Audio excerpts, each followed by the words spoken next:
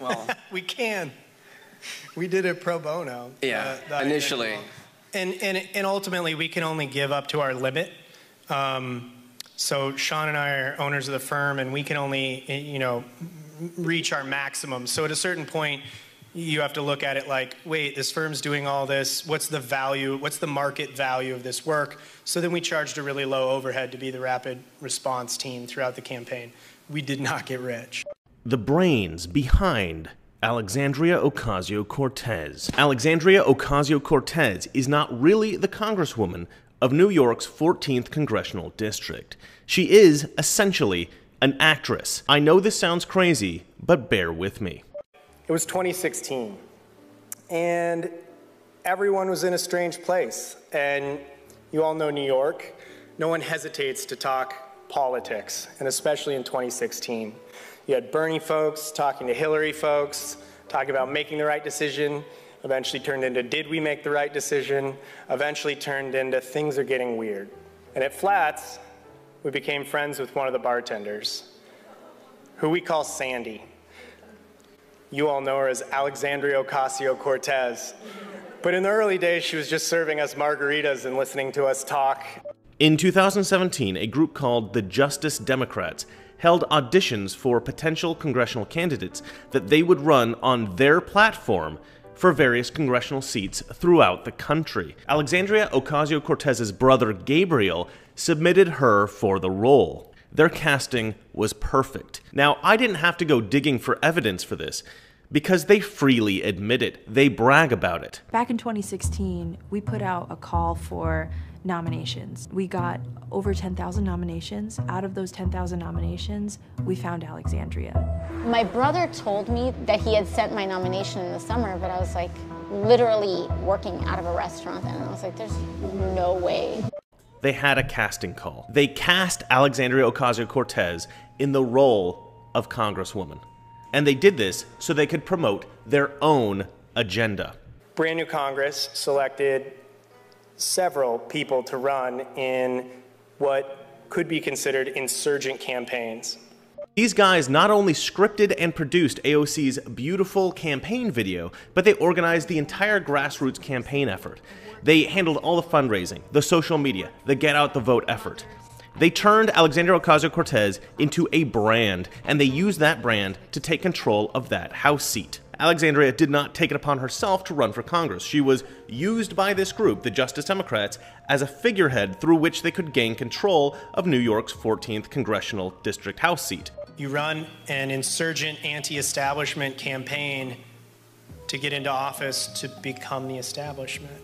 AOC does not make her own policy decisions. She does not decide which way she votes on legislation. She defers completely to her team. This is a video of Corban Trent, one of Alexandria's top advisors, speaking with Saul Alinsky, the Saul Alinsky-style strategy expert who organized much of AOC's campaign. Corban Trent is now Alexandria's top congressional aide. Well, people that make $19,999 a year or less. So people that make $20,000 a year or less make up right around 40% of Americans, right? So it's 40% of Americans make less than 20,000. Yeah. It's like 60 million people make less than $20,000 a year. 200 million Americans make less than $20,000 a year. That's 40% of this country. 40% of Americans make less than 20,000. That's 40% of this country. These guys are coaching her. They're scripting everything she says. You notice when she goes off script because she suddenly starts babbling incomprehensibly. Because no one else has even tried. So people are like, oh, it's unrealistic. Oh, it's vague. Oh, it doesn't address this little minute thing. And I'm like, you try. You do it. Right. Because you're not. Because you're not. So until you do it, I'm the boss. That's How about that? You heard it here. The girl in this next clip is now the head of the Justice Democrats. Her name, Alexandra Rojas. Really, I think a big anchor piece is the Green New Deal and talking about it in a frame of social, racial, and economic justice and a mobilization of our economy and our society at the scale of what we did during World War II. The Green New Deal how's that going to be different? I think what we're calling for is a mobilization of our economy, of our society on the scale that we haven't seen since World War II. Like, this is the war, this is our World War II. And if this is not enough to give you pause, consider that the Green New Deal was drafted in one weekend by her staff. As far as I could find, she wasn't even in the room. AOC is a figurehead, a mouthpiece. The congressional seat is being operated behind the scenes. What will Sandy do with all this star power? What will that brand become?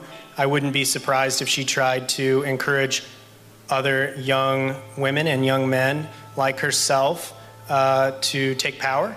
Hopefully the platform and the opportunities that she's been given, hopefully it grows into movement or other organizations, other foundations that she would be a part of that we'd love to help support. Old interviews show that the Justice Democrats initially declared that they wanted candidates of substance. Alexandria Ocasio-Cortez was a bartender. Now, who is more useful to an evil organization trying to take over Congress? A principled politician who happens to align with their views, or a pawn? A malleable innocent who they can manipulate, somebody completely ignorant of politics who must rely wholly on them to direct all her political positions, statements, and votes. AOC has had enough embarrassing gaffes to know that if she goes off script, it hurts. It can humiliate her. So she has become absolutely dependent on the instruction of her handlers. Most of the time she seems to bumble along with no apparent idea about what she's doing. But sometimes she says and does things that seem kind of brilliant. Let's play a lightning round game. I'm gonna be the bad guy, which I'm sure half the room would agree with anyway.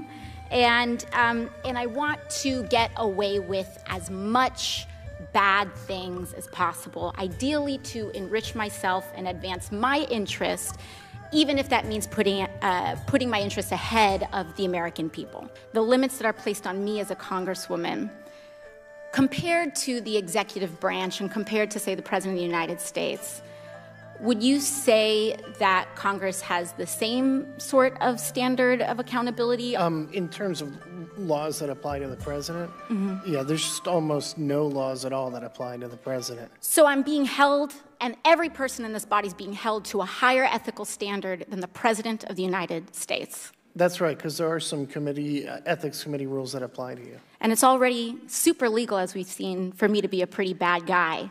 So it's even easier for the President of the United States to be one, I would assume. That's right. Thank you very much.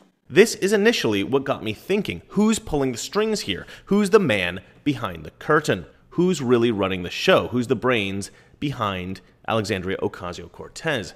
The man behind the curtain is this guy, Saikat Chakrabarti. Saikat was AOC's campaign manager and is now her chief of staff. Saikat came out of Harvard and worked as an organizer for the Bernie Sanders campaign. He's been an extremely effective political operative. He's got some terrifying political influences, and he's suspected of committing some severe campaign finance violations. But the man who hired him to head up the Justice Democrats will horrify you, if you can even believe it. The mastermind behind it all, Cenk Uygur of the Young Turks. Now, this may all sound completely nuts, like a big conspiracy theory, but the Justice Democrats was heavily promoted on the Young Turks. We have video evidence from the inception through into the campaigns. I think they have maxed out on incompetence. So that is why we must choose a new path. And that is what we embark upon today. What we need to do is take over the Democratic Party. And as Martin Luther King said when he did the Civil Rights Movement, he said he was doing it not just to help African Americans, but to save the soul of America. Here we're going to try to save the soul of the Democratic Party by boarding the Democratic Party ship and taking it over. How are we going to do that? We're going to run strong progressives. From now on, there will be a new wing of the Democratic Party, and it will be the Justice Democrats. We will seek social justice, economic justice, racial justice, and plain old justice. The goals of this group are far grander and far more sinister than simply electing a single congresswoman to office. The goals are to take over the Democratic Party, eventually take control of Congress, and in turn, control the United States. We're going to run hundreds of candidates, and we're going to primary all of the establishment Democrats. But wait a minute now. Are you really going to primary vulnerable Democrats? Yeah, that's the whole point. We want hundreds. We want to replace Congress. In an article in Politico, one journalist wrote, "The group's criteria for picking primary targets is unclear and at times contradictory."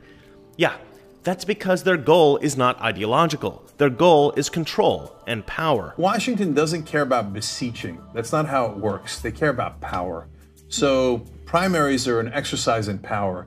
It's way past time that progressives exercise their power in this country, and that's exactly what these guys are doing. Basically, Cenk's plan in creating the Justice Democrats was to replace all the Democrats in Congress with his own people. Radical leftists, socialists, people who would fall in line with his ideology.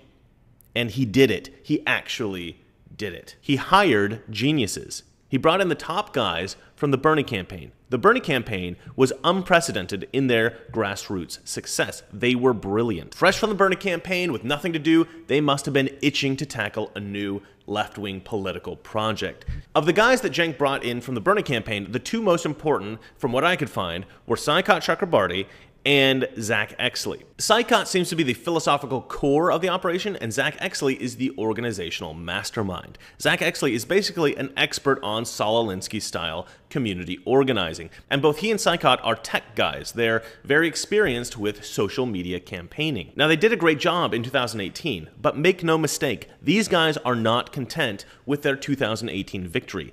They're playing a long game here. 2018 was just the beginning.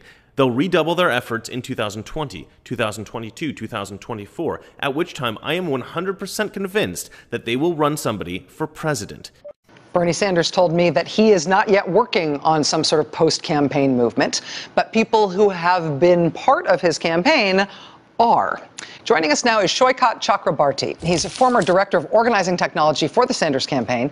He's also now the co-founder of something called Brand New Congress. Mr. Chakrabarti, thank you for being here. Thanks for having me. Our idea really is to run this single unified presidential style campaign that's going to look a lot like the Bernie Sanders campaign. Saikat Chakrabarti is influenced by this guy, Subhas Chandra Bose. How do we know this? Because he wears this shirt with Subhas Chandra Bose's face on it in most of his videos. That seems like a pretty deliberate choice. So who is Subhas Chandra Bose? He was the violent complement to the non-violent Mahatma Gandhi. Whilst Gandhi was trying to expel the British from India non-violently, this guy was like, no, let's start a war and let's kill them all. He is quoted as saying, "Our philosophy should be a synthesis between Nazism and communism." This is the guy that Saikat Chakrabarti, AOC's chief of staff, wears on his t-shirt, a pro-violence, anti-colonial socialist who dreamed of a Nazi communist government. This is the man behind the curtain.